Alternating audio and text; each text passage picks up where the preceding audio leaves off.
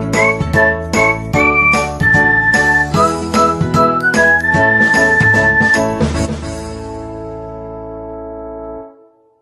everyone. So in the previous video we talked about derivatives and first principle. So we'll continue the discussion on first principle. First principle पे ही आज हम बात करेंगे और आज हम सीखेंगे कि फर्स्ट प्रिंसिपल से कैसे डेरिवेटिव निकलता है। तो ये सबसे बेसिक टॉपिक है, तुमको फर्स्ट प्रिंसिपल से डेरिवेटिव निकालना आना चाहिए क्योंकि इससे तुमको आइडिया लगेगा कि डेरिवेटिव्स एक्चुअली आता कहाँ से है। लेटर ऑन हम लोग इससे डिराइव किए हुए स्टैंडर्ड रिजल्ट्स को ही यूज करेंगे, तो इसीलिए ये उतना इंपॉर्टेंट नहीं है, but as an from the conceptual point of view, मतलब तुम्हारे कॉन्सेप्ट डेवलप करने के लिए उस हिसाब से ये बहुत जरूरी है। तो इसका मतलब क्या होता है ये हम लेटर ऑन बाद में जाके मैं बताऊंगा कि इसका पूरा मतलब क्या होता है, बट अभी इसको इवैल्यूएट कैसे करते हैं उसके बारे में ज्यादा बात करते हैं। तो पहले हम लेते हैं एक सबसे कॉमन फंक्शन f(x = x), इसको हम प्लॉटिंग में y = x करके भी लिखते हैं, ठीक है। तो अगर हमारे पास फंक्शन हो f(x = x), तो यहाँ पे देखो फंक्शन में जो भी जा रहा है, अगर फंक्शन में x जा रहा है तो वही x वापस आ रहा है। तो अगर यहाँ पे y जाएगा तो ये हो जाएगा fy = y, ठीक है। तो वैसे ही अगर यहाँ पे fz हो तो fz = z हो जाएगा। मैं ये क्यों बोल रहा हूँ वो आगे देखेंगे। तो f' जो है, जो हमारा डेरिवेटिव है d/dx of fx = f', ये दोनों चीज एकदम सिमिलर है, ठीक है। f' और ddx of fx लिखने का अलग तरीका है, एक ही चीज को दो तरीके से लिख सकते हैं, तो इसमें कंफ्यूज नहीं होना। ये f' और ये ddx।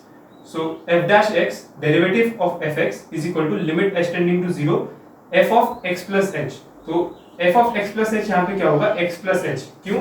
क्योंकि यहाँ पे जो अंदर जा रहा है वही वापस आ रहा है इस फंक्शन में।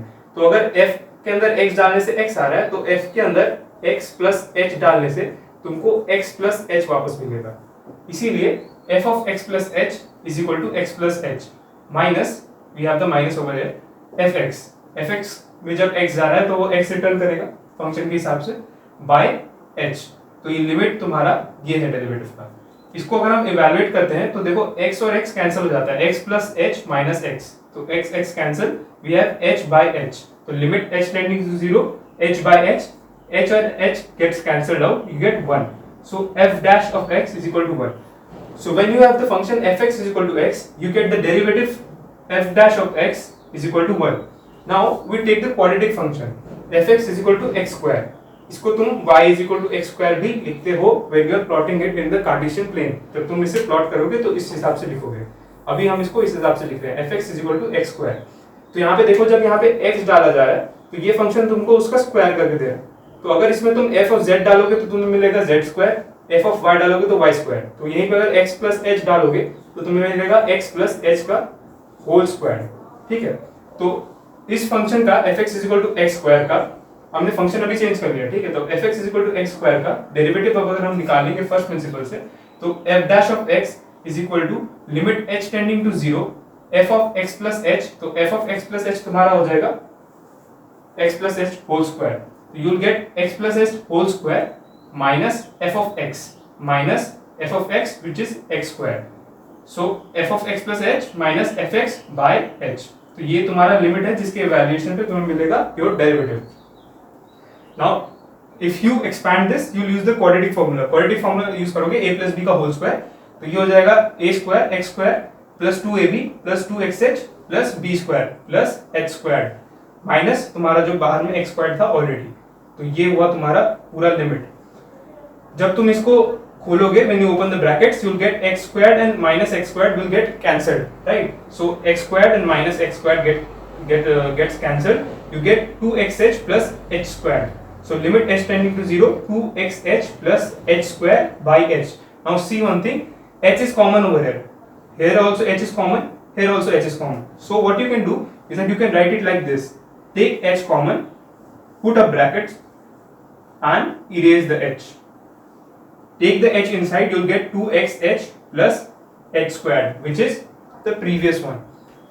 So h and h gets cancelled, you get limit h tending to 0 2x plus h, right? Now limit h tending to 0, put the value h = 0 because here we do not have any problem if we put h = 0, right?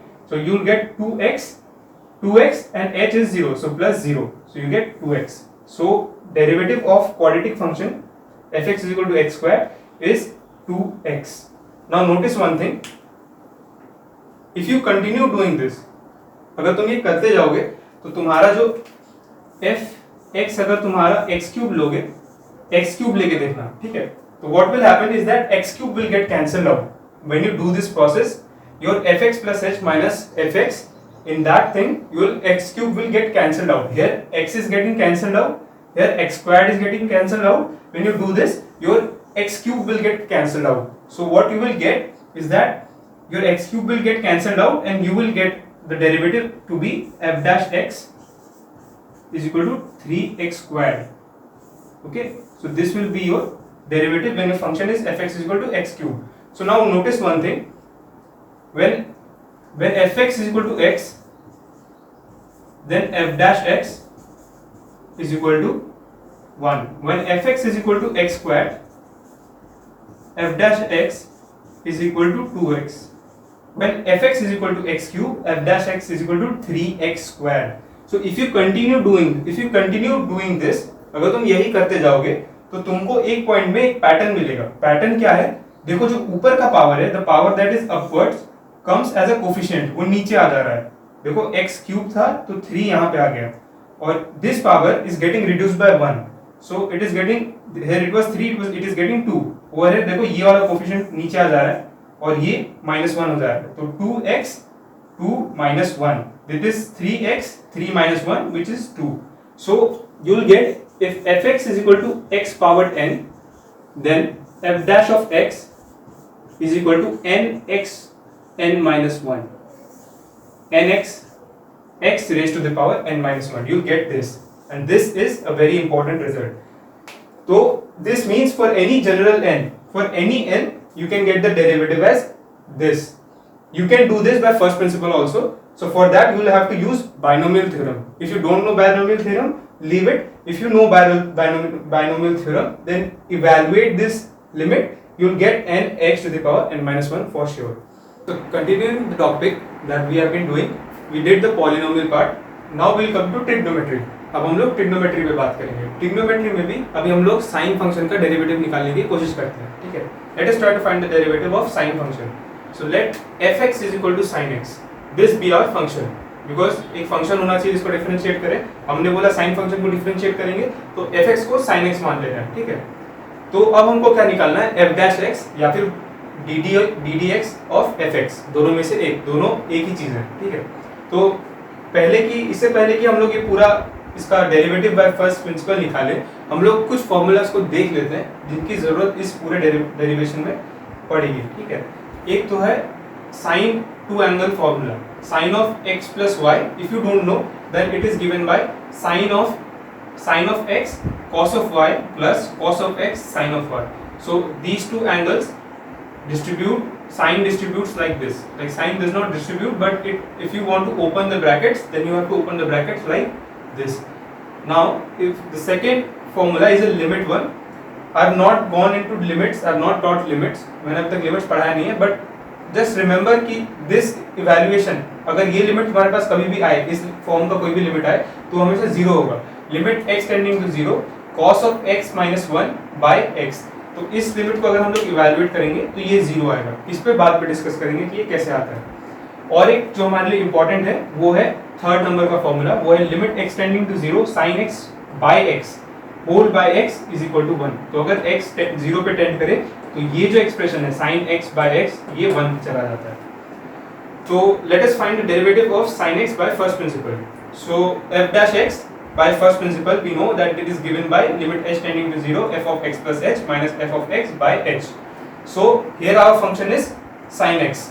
So if we input x over here, right, so we get sin x. अगर यहाँ पे x डाल रहे हैं तो यहाँ पे मिलता है sin x. तो अगर यहाँ पे y डालेंगे तो यहाँ पे मिलेगा y, ठीक है. तो अगर यहाँ पे x plus h डालेंगे, if we put x plus h over here, then यहाँ पे तुमको x की जगह मिलेगा x plus h.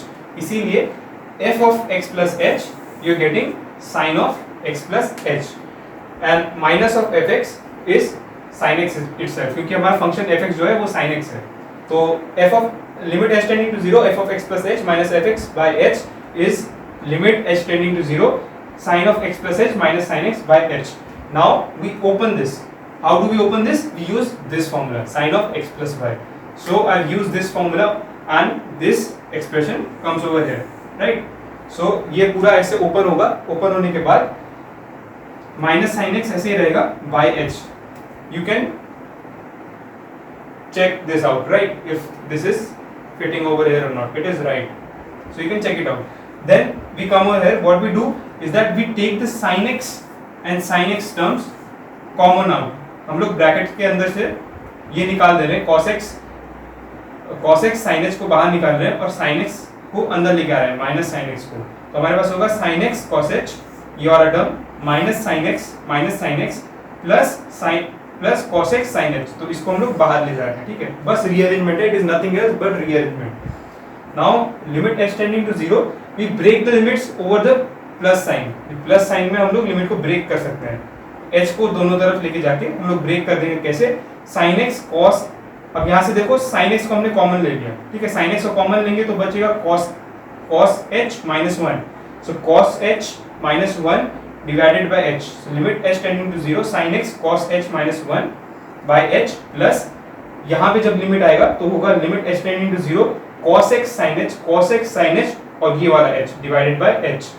Now see, जो हमारा लिमिट है वो सिर्फ h पे काम कर रहा है. सो अगर हम यहाँ पे जब लिमिट इवैल्यूएशन में कंसर्न है तो हमें सिर्फ h के टर्म्स में ही कंसर्न रहेगा, क्योंकि हम जो लिमिट डाल रहे हैं limit h tending to 0, so it has nothing to do with x. So variable x can be taken out. Okay, so I am taking out sin x and it will not change the limit evaluation.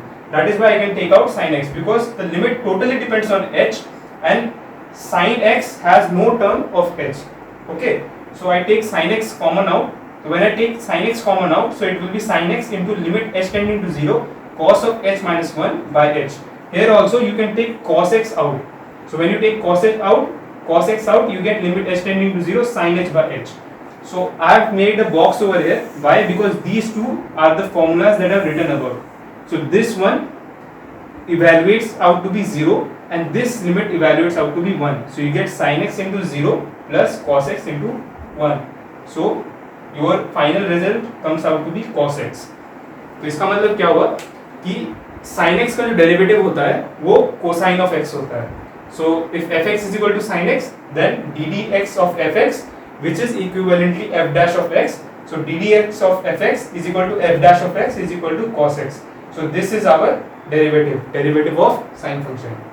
So this is how you evaluate derivatives using first principle. You can use any other function. You can use tan of x, you can use cos of x.